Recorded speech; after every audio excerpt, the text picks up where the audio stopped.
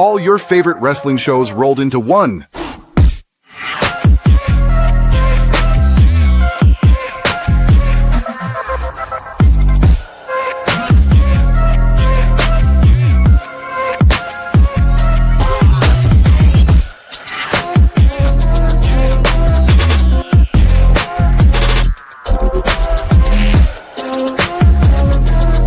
Welcome to the We Book It podcast. Let's start the show.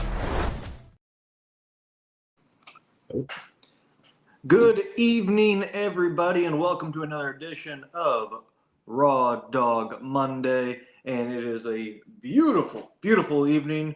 I hope you're doing well. My name is Coach. I am the host of said show, and I'm joined by the birthday boy from this past weekend, Big Daddy C. Did you celebrate well? That's all I want to know. Did you celebrate well? Yeah, man, I did. Like I said, I spent some time with family in Chicago. It's my hometown.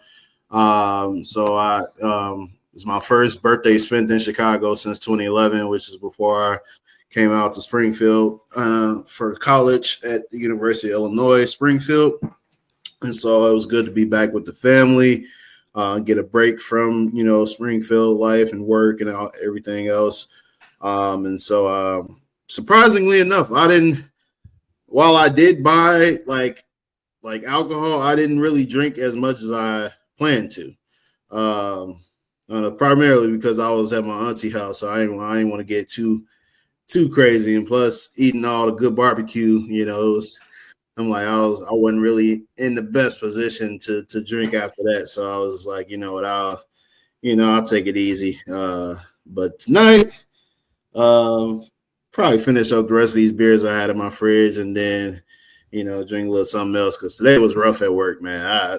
This is one of them Mondays, so I'm like, I'll deal with the consequences tomorrow morning. So, but yeah, I'm back. I took a break from the pod, to celebrate and everything, and so now I'm back, ready to grow and talk some wrestling.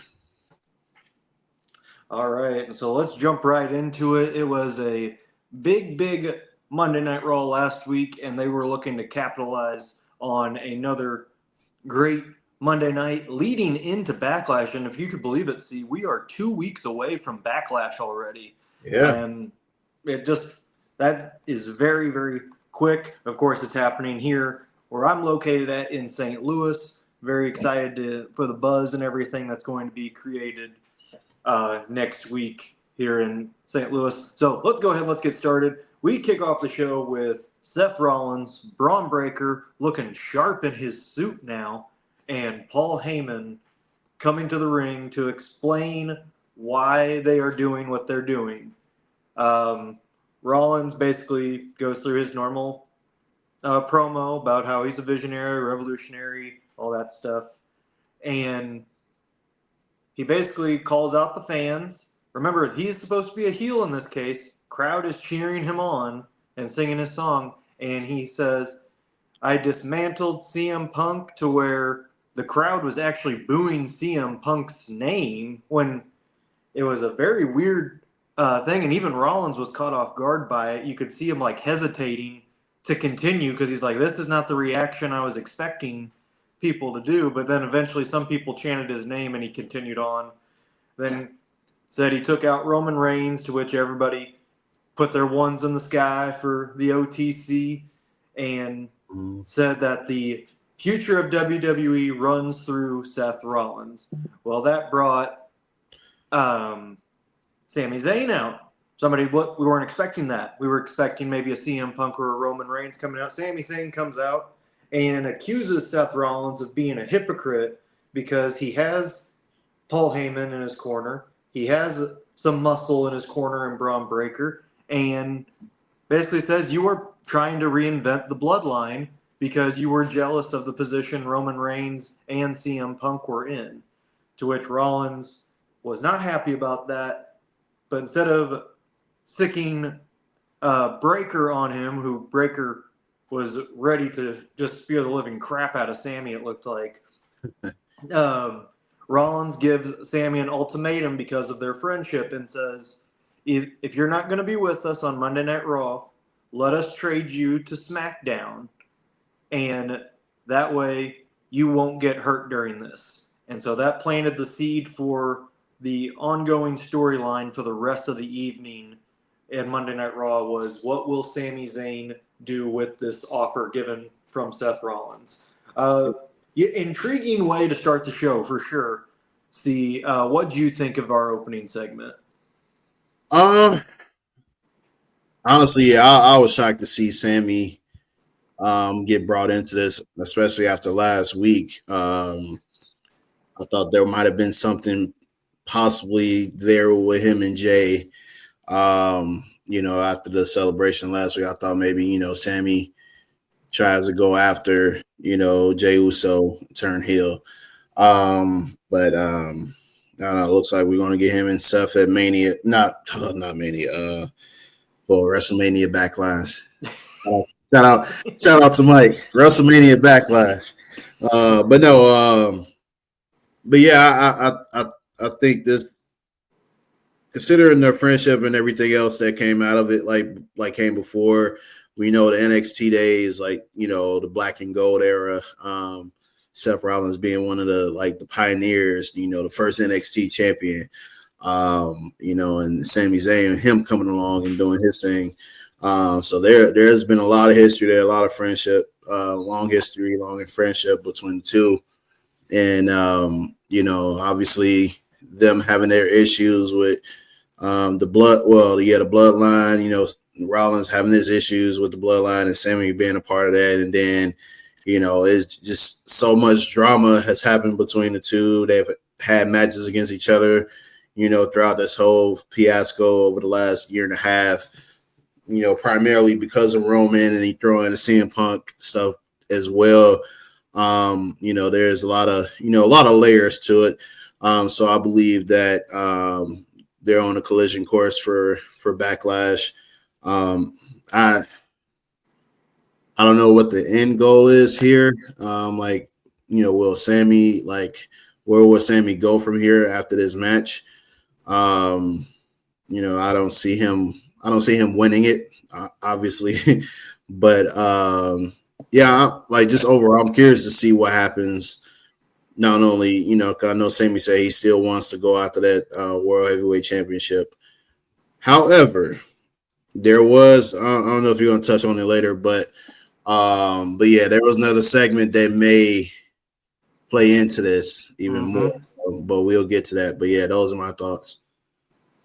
Yes, absolutely. So after that, we go to our first match of the evening, which is a headliner match to open up. It is Rhea Ripley versus Roxanne Perez, and it was a great technical wrestling match. Roxanne using her heel psychology to try and outmaneuver the bigger Ripley. Ripley using her size to take down the smaller Perez. A lot of great things in this match, and the typical heel tactics from Roxanne, trying to cheat and everything to get in. But the surprise of it was when it looked like Ripley was about to roll up, or was about to get the win, when Julia's music hit. Of course, Julia, the former NXT Women's Champion, came into the ring and tried to distract Ripley. Perez almost got a roll-up victory, but then Ripley, of course, not taking too kind of Julia being there, goes after Julia, and then after that, Julia comes in, causes a disqualification, and a beatdown from Perez and Julia take place, only for Io Sky to come out and save the day. But then even then, she can't save it. Rhea Ripley has to save Io. Finally, Julia and Roxanne Perez fade away. So real quick, I'm going to give my thoughts on this one, before you go in. I thought the match itself was great. I was very confused on why it was Julia that came out there for Roxanne. Obviously, we know it could have been Cora Jade, but they have their own thing going on right there. But I was confused, and I wasn't the biggest fan of it until I read something after the match to where Julia and Roxanne Perez are now officially called up to Monday Night Raw. So that makes more sense in my eyes. Now, did I have them as kind of a tag team duo? Absolutely not. I was not thinking that at all. But it is very intriguing now. Mm-hmm. And now that they are both officially on the Monday Night Raw roster, this tag team or fatal four-way, whatever they're going to do with these four women, is going to be awesome.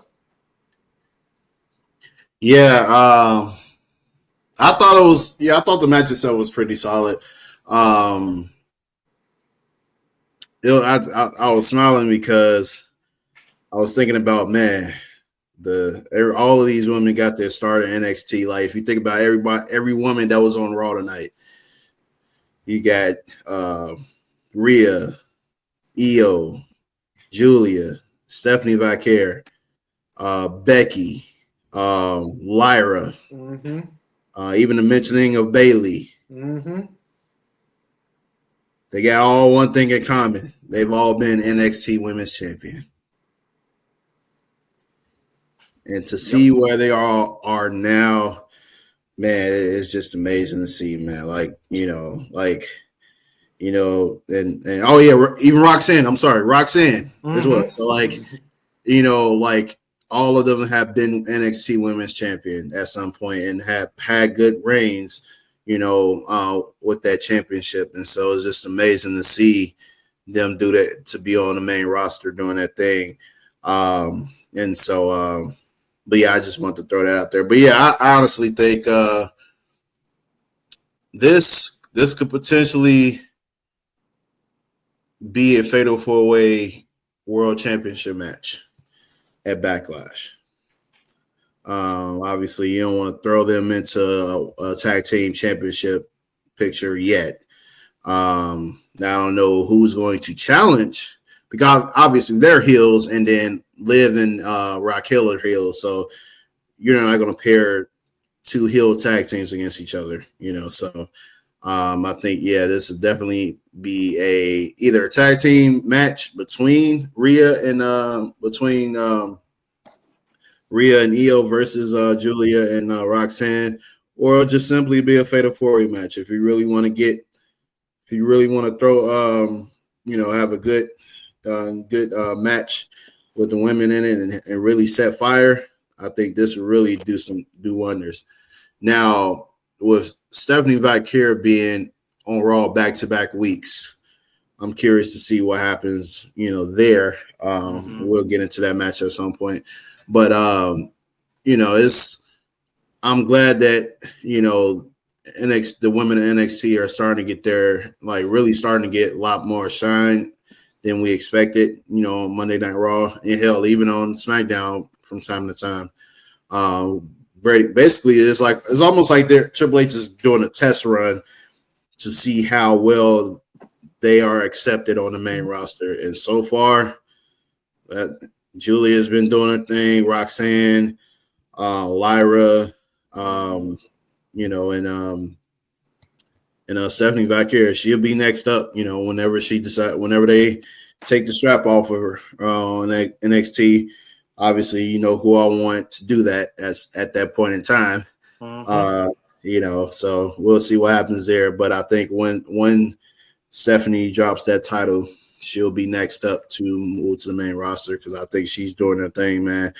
I'll miss Booker T losing his shit whenever she does the match.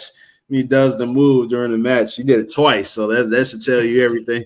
But like I said, we'll get into that. Don't want to bury the lead, but I enjoyed the match. But I'm curious to see what happens from here, because it's almost like Rhea, they're helping each other, but at the same time, I feel like Rhea is not done with that championship. She's not done chasing that championship. So I feel like, it's only right to do a triple threat match, so that way they can all, throw hands with each other and still have an opportunity for a championship, And so if they do a tag team match, okay, that's cool too. But I would prefer the fatal four-way for the women's world heavyweight championship.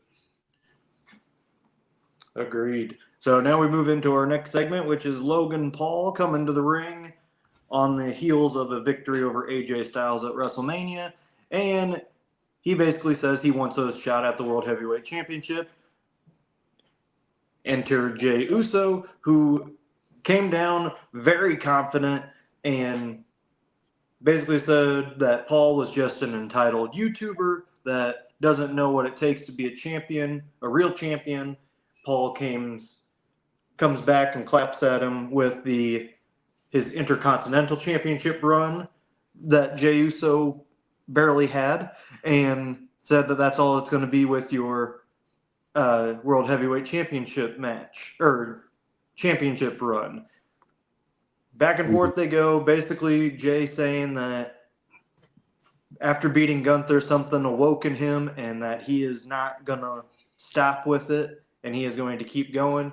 He eventually super kicks Logan Paul, and that ends the segment. And it looks like we are getting Logan Paul versus Jey Uso for the World Heavyweight Championship at Backlash. Not too shabby. Not a bad first defense for Jey. I think this is it's a worthy opponent to where they can definitely. I mean, Paul can definitely take the loss here because he's not going to lose any of his heat that he has. Right. He will always have the same heat no matter what he does.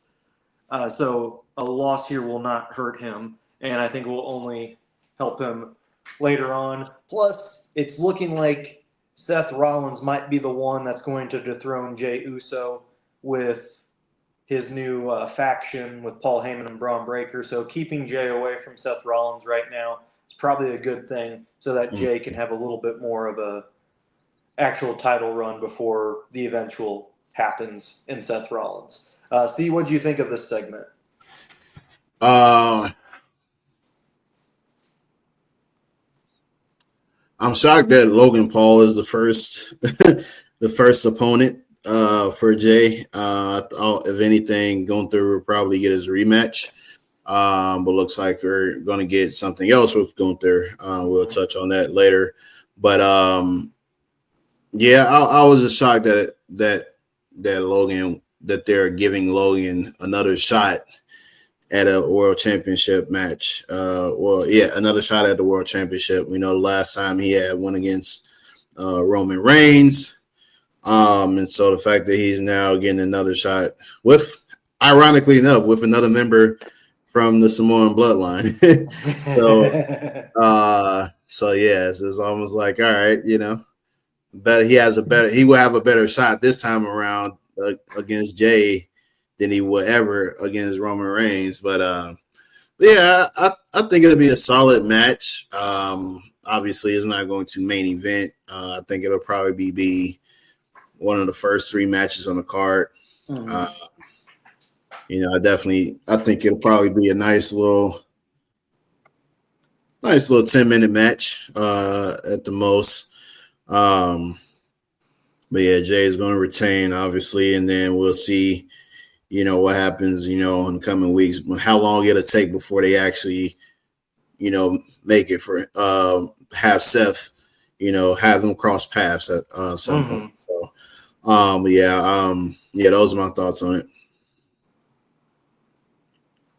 All right, we get to our next match, which is a tag team match, and basically this was ruled a number one contenders match to battle the New Day for the titles. It's the War Raiders versus the Judgment Day, and not a whole lot about this match was Pittsburgh.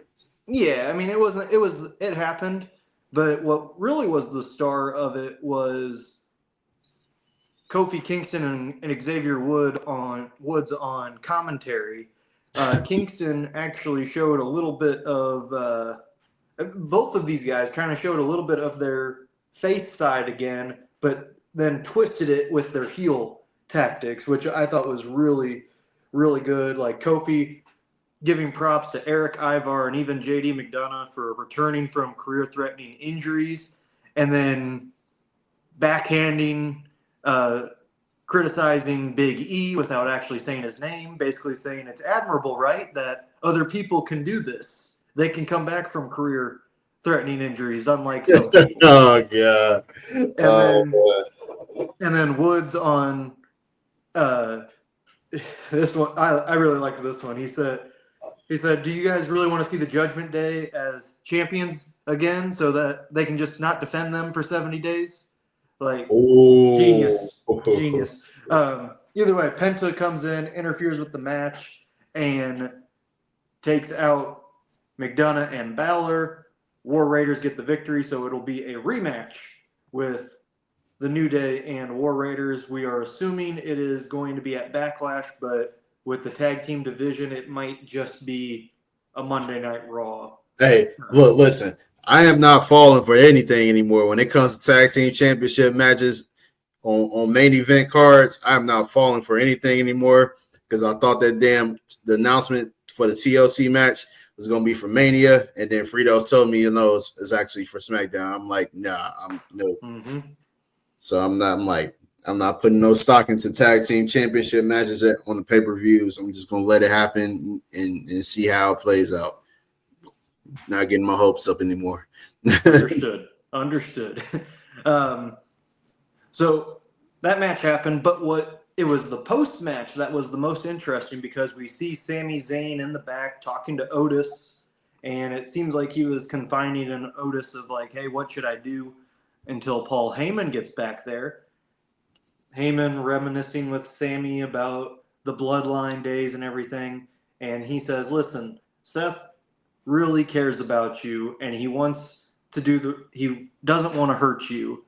And in fact, Braun Breaker wants a match with you tonight, but that can change if you take the offer. And to sweeten the deal, if he accepts the trade to SmackDown, he would get the winner of Randy Orton versus John Cena for the undisputed WWE Championship. He would get an automatic championship match if he goes to SmackDown.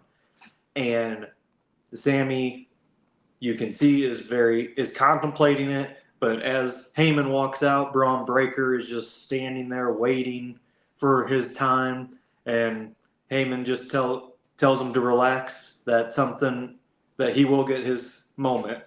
I think that segment kind of overshadowed the actual tag match. So, what did you think of that? See, real quick. I thought it was awesome. Like I think that obviously, the history there, Paul Heyman, Sami, Bloodline. I do think that just the bribing is just adds another layer to it. Like, hey, look, we don't want to mess you up, man. Like, just get out of Dodge. Hey, we'll hook you up, for an opportunity on SmackDown.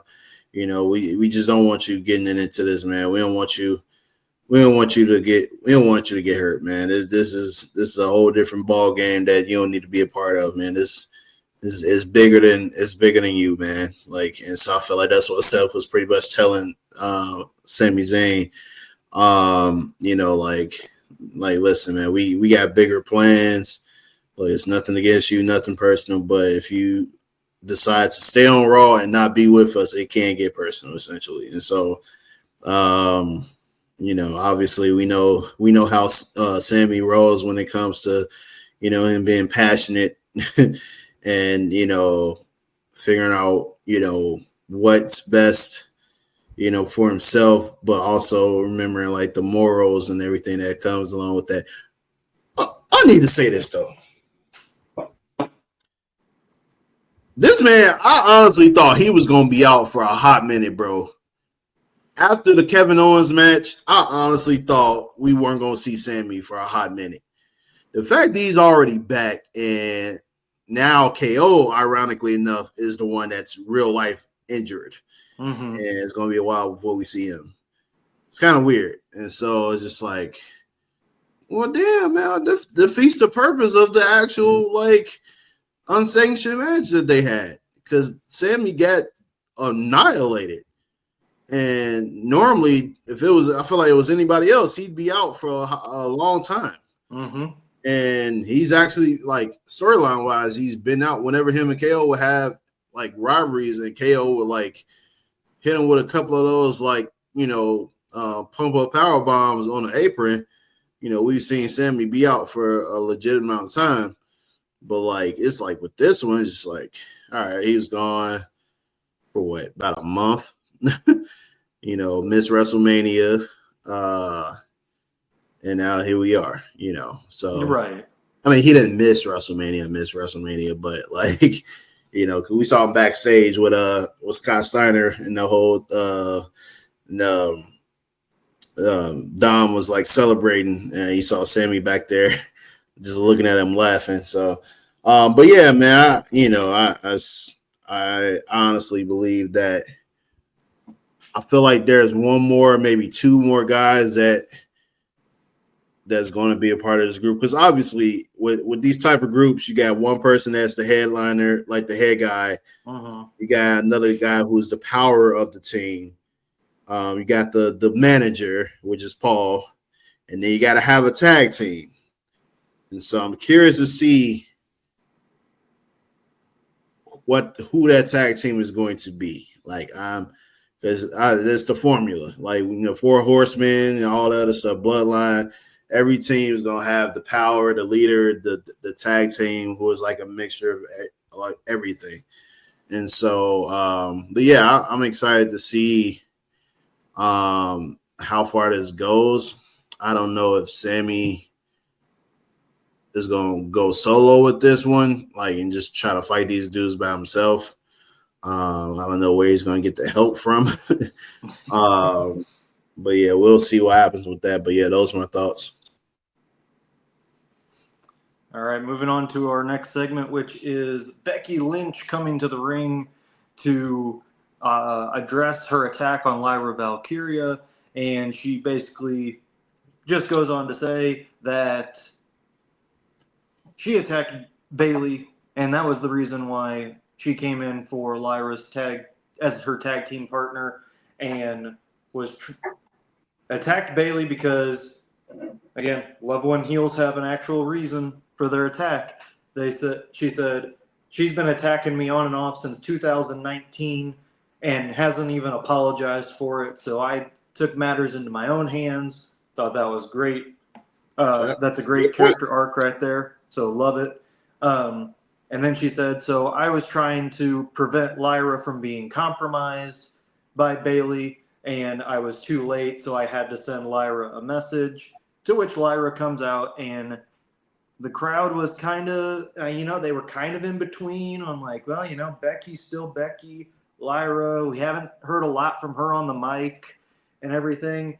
Lyra basically says that Bayley had warned her, but she was being naive and still wanted to believe that Becky was a good person, only that she was proven wrong, that Becky is not a good person.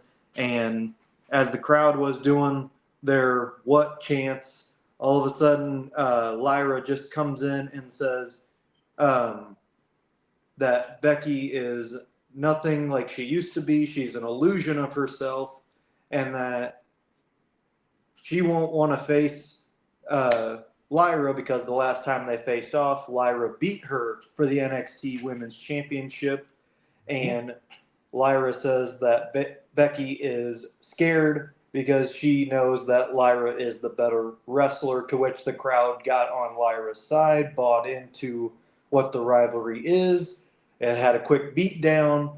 Becky had a sneak attack, and it looks like we're getting the Intercontinental Women's Championship match at Backlash, to which Lyra dared Becky to agree to it, and she did. So St. Louis is getting, so far, 3 championship matches on the card for Backlash, and this was a great, great segment. I'm going to be honest, this was going to be my piss break, but I wanted to watch the beginning of it because I was like, okay, I'm going to hear her out, because it started out like every Becky Lynch promo, the generic promo, and I was like, oh God, here we go. Like, I don't want to hear this and everything. And then she turned on her heel mode, and I was like, okay, now I'm invested. And Lyra standing on her own against Becky is a great sign for her as a young talent. And this is where we've been wanting her IC championship run to really start taking off.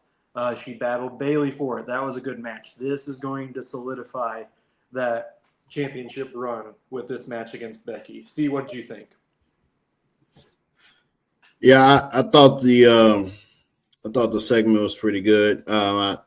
Obviously, like you said, it's good when heels have like legitimate reasons as to why they did the heel turn in itself, as opposed to like the cheap BS that they give us after a heel turn. So I think this one was actually, but you know me, I don't like when they are repetitive. Considering the fact we are literally in the midst of a storyline that started like the same way. Naomi and Jade on SmackDown. Mm-hmm. So the only difference is Becky attacked both, and she came out and said that she attacked Bailey. So we didn't have to wait for so many months with this one. So I give them credit for that. But no, this is a good feud for Lyra.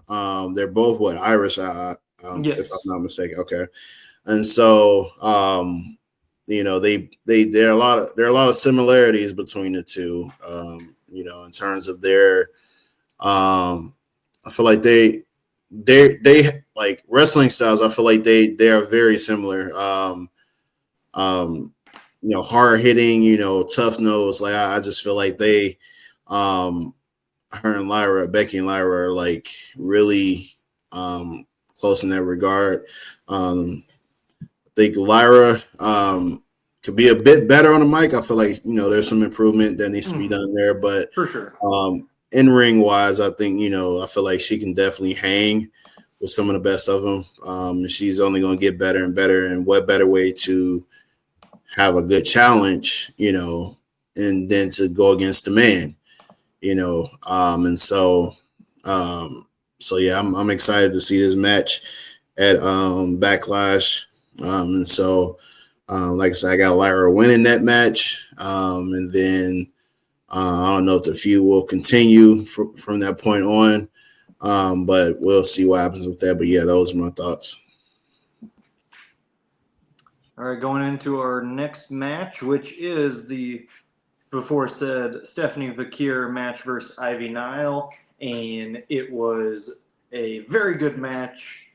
Booker T is smiling somewhere on his couch right now, watching Stephanie do that move twice in one match. He's losing his mind. Man! Man! But I want to give credit to Ivy Nile because she looked really good in this match as well. Probably the best she's looked in months. The crowd chanting "This is awesome" chants during the match, very justified. But this match was just to solidify Vakir as the next big thing in the women's division. You said it earlier, C. I would not be surprised if she's on the main roster sooner rather than later because the crowd is in love with her. Yeah, she'll be on by SummerSlam, I'm pretty sure. Honestly, because you got the I think she'll be on before June because you got the AAA. No, it's only AAA and NXT, but I'm pretty sure they're gonna have a lot of the Mexican wrestlers from the main card to join in for that one. The Worlds Collide. I cannot wait for that one. That is big time. So yeah, I think she'll definitely be on the main roster by then. But Ivy now, I feel like she's in that. It's unfortunate, but she's in that role that I feel like Natalya was in before she really started to take off as a serious competitor in the women's division. I feel like she is just a lot of people, a lot of the fans aren't behind her as as much as they are the other women on the roster, even with the other female heels, like, with what's her face? Chelsea Green. Like, she's a heel, but the Right. crowd loves her. So like, it is, like I said, it's really unfortunate. Like, it just shows that, the crowd likes who they like, man. Sometimes it's just, no matter what kind of gimmick they give her, like, it's just one of the situations where they're just other women, other superstars are going to be more over than she is. Like, crowds will get behind who they like, no matter if you're a heel or face. Like, they're gonna cheer for who they want. They're gonna boo for who they want. There's not much you can do about it. And obviously, what we saw on the go home show of SmackDown between the promo between Cena and Cody Rhodes, the crowd was cheering for John Cena and booing Cody Rhodes. Mm-hmm. And then not even 2 or 3 minutes later, they're cheering Cody yet again and booing John Cena. So it's just like, hey, the fan base can switch up at any given moment in time. And so I just feel like with Ivy, she's had some moments, even with the Alpha Academy. But ever since she turned heel, decided to do her own thing, with Chad Gable, I just feel like, the crowd isn't behind her as much as we want, and I feel like it's more likely going to stay that way. It's unfortunate, but that's the reality that we live in. So yeah. All right, moving quickly here into our next segment. Essentially, Pat McAfee addressed the attacks on Gunther, on him and Michael Cole. Basically, McAfee went through his life story, talked about how he doesn't take any crap from anybody, had some profanity laced in there during his promo, which Netflix cut out. He said he will always stick up for his friend. He demanded Nick Aldis, who was subbing in for Adam Pearce, or as McAfee yelled, SmackDown's version of Adam Pearce, get your butt out here right now. He basically demanded a match he wanted Gunther's suspension to be done, to which Aldis and Pearce had already talked about this and said, we have a proposition, McAfee versus Gunther at Backlash, to which McAfee agreed to the match. So that is what we are going to be getting at Backlash. So that's 4 matches already made for Backlash in St. Louis and next Saturday. So now we got to figure out what's going to be coming from the SmackDown side of things this Friday. See, any thoughts on this segment? I thought it was pretty straightforward. Nope. Thought so too. All right. So as we come to our final segment, Sami Zayn comes out. Seth Rollins is already out there. Sami Zayn comes out, to which Seth is making his case of why Sami should take the deal, basically talking about their friendship and everything like that. And Rollins saying, the fact that you don't believe that I can do some good things with this really hurts me. And he threatens him, saying, if you stay on Raw and you're not on my side, bad things are going to happen to you. And I don't want that for you. To which Sami says he appreciates that. He respects Rollins. He loves him. But he tells him to go to hell. To which immediately, great timing by production, by the way, Braun Breaker's music hits as soon as he says go to hell. And Breaker is ready for the impromptu match against Sami Zayn. And while Zayn had some early momentum, this one was all about Breaker making sure Zayn stays down the entire time, though, which I found interesting. Seth Rollins is just sitting there by the commentary table, just emotionalist, just taking everything in. Heyman's hyping up Breaker. Breaker hits Zayn with 3 hits him with 3 spears, and Sami rolls it to the outside. Rollins says there's still time, to which again, Zayn says go to hell. And Breaker hits him again. This time he's on the outside, and the referee calls for the bell because Sami is in serious pain. Breaker is like ready to fire up, but then you see Rollins come in, and you're thinking maybe there's just a moment of like, hey, let's call it off.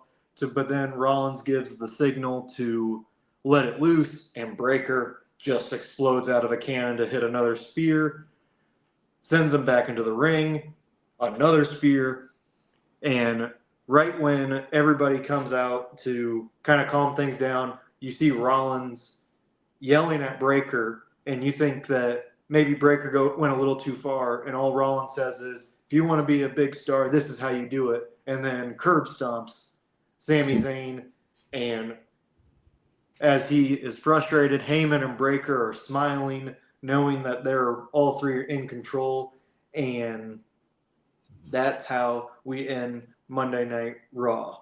I'm going to be honest. I think it would have been kind of a breath of fresh air if we actually did see Sami take the deal. I think it would have been something that nobody saw coming. Yeah. And it would have been a nice swerve to it. And I guess it would have been, and I think it might have added on some of that curiosity of like, okay, these guys are fierce, but we haven't really seen them in action except for what they did to Punk and Reigns. So having that intrigue of like, oh well, if Sami Zayn's running, then these guys must be serious, and then you see it against somebody else. But I mean, Sami being the underdog and everything, never giving up. Well, he paid for it. It was just as effective. I just think it would have been a nice little twist to the usual run-of-the-mill WWE booking, because this was textbook booking for a new faction.